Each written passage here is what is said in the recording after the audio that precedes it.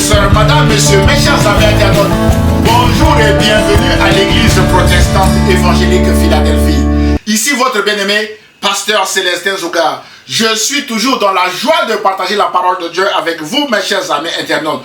Notre texte de base est dans Agé chapitre 1er, versets 1 à 11, où il est écrit que la seconde année du roi Daïrus, le premier jour du 6e mois, la parole de l'Éternel fut adressée par Agé, le prophète, à Zorobabel, fils de Shealtiel, gouverneur de Juda, et à Josué, fils de Josadak, le souverain sacrificateur, en ces mots.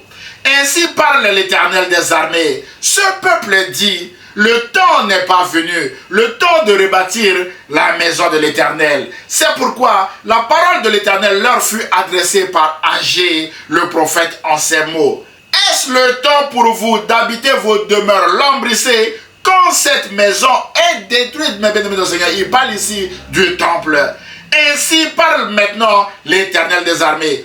Considérez attentivement vos voies. Vous semez beaucoup et vous recueillez peu. Vous mangez et vous n'êtes pas rassasiés. Vous buvez et vous n'êtes pas désaltérés. Vous êtes vêtus et vous n'avez pas chaud. Le salaire de celui qui est à gage tombe dans un sac percé. Ainsi parle l'Éternel des armées. Considérez attentivement vos voies, ou encore examinez attentivement vos voies. Mon frère, ma soeur, c'est dangereux de marcher dans ses propres voies et d'ignorer l'appel à marcher dans les voies de Dieu sous un quelconque prétexte, mes bien-aimés. Sous la pression de leurs ennemis, nous l'avons vu, le peuple a abandonné la voie de Dieu et la conséquence, mes bien-aimés, est sans appel. Les écluses des cieux sont fermées à ce peuple. Le peuple travaille beaucoup et récolte peu. Le peuple souffre de famine et de soif. Tout ce que le peuple gagne par son travail est dilapidé comme un salaire qui tombe dans un sac percé, mes bien-aimés. Voilà les conséquences de ne pas suivre la voie de Dieu. Mon frère, ma soeur, peut-être que Dieu vous a appelé, vous a confié un ministère, un projet quelconque à bâtir pour son royaume. Et en regardant à gauche, à droite, devant vous, derrière vous, vous n'avez aucune possibilité pour continuer l'œuvre et vous voulez abandonner pour aller travailler dans le séculier, gagner l'argent de ce monde et s'occuper de vos propres affaires. Mon frère, ma soeur, ce message vous interpelle aujourd'hui. Dieu vous interpelle, mes bien-aimés de le Seigneur. Ceux qui ont agi ainsi, mes bien-aimés de le Seigneur, ils ont séché en chemin. C'est pourquoi ce message vous encourage à examiner attentivement vos priorités, qui sont les voies sur lesquelles vous allez marcher et semer en 2025. C'est en marchant, mes bien-aimés, dans les voies de Dieu que vous aurez la bénédiction de Dieu. C'est en marchant dans les voies de Dieu que les écluses des cieux vous seront ouvertes. C'est en marchant dans les voies de Dieu que vous moissonnerez la vie éternelle en Jésus-Christ, mes bien-aimés. Dieu a dit dans le Psaume 32, verset 8 que « Je t'instruirai et je te montrerai la voie que tu dois suivre. Je te conseillerai, j'aurai le regard sur toi. » Mon frère, ma soeur, Dieu n'aura le regard sur vous que si vous marchez dans sa voie en 2025. En revanche, si vous sortez de sa voie, vous sortirez ainsi de votre zone de sécurité. Alors, mon frère, ma soeur, quelles sont vos priorités ou vos voies en 2025?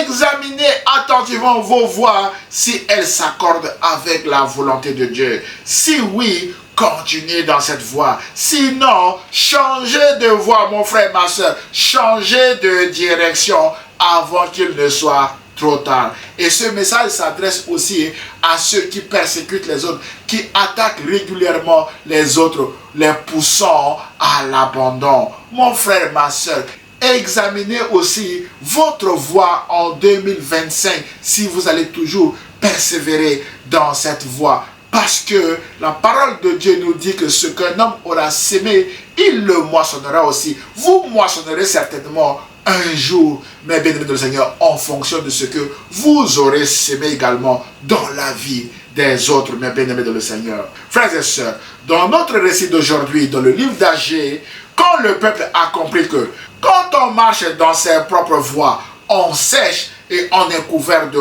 honte, et quand on marche dans les voies de Dieu, on n'est pas couvert de honte parce que Dieu est fidèle. Le peuple a saisi à nouveau les promesses de Dieu et le peuple s'est levé comme un seul homme pour reconstruire le temple de Dieu. La Bible déclare en Agé chapitre 1 verset 13 que Agé, envoyé de l'Éternel, dit au peuple, d'après l'ordre de l'Éternel, je suis avec vous, dit l'Éternel.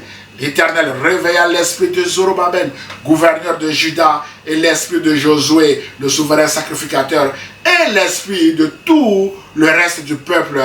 Ils vinrent et se mirent à l'œuvre dans la maison de l'Éternel des armées, leur Dieu. Waouh! Mon frère, ma soeur, le peuple s'est levé pour reconstruire le temple de Dieu. Parce qu'en prenant la mauvaise voie, ils ont séché et ils ont fait demi-tour, mes chers amis internautes, dans la maison de Dieu. Mon frère, ma soeur, peut-être que vous êtes actuellement loin de la maison de Dieu. Vous ne venez plus à l'église, vous ne venez plus aux réunions de prière, mon frère, ma soeur, et vous séchez actuellement. Ce message vise à vous interpeller, à revenir dans la maison de l'Éternel, à revenir à l'église, à revenir, mes bien-aimés dans le Seigneur, dans les réunions de prière. C'est alors que vous rencontrerez Jésus, parce que là où 2 ou 3 s'assemblent en son nom, Jésus est au milieu d'eux, et c'est là où Jésus va accomplir les promesses de Dieu dans votre vie, mes chers amis internautes.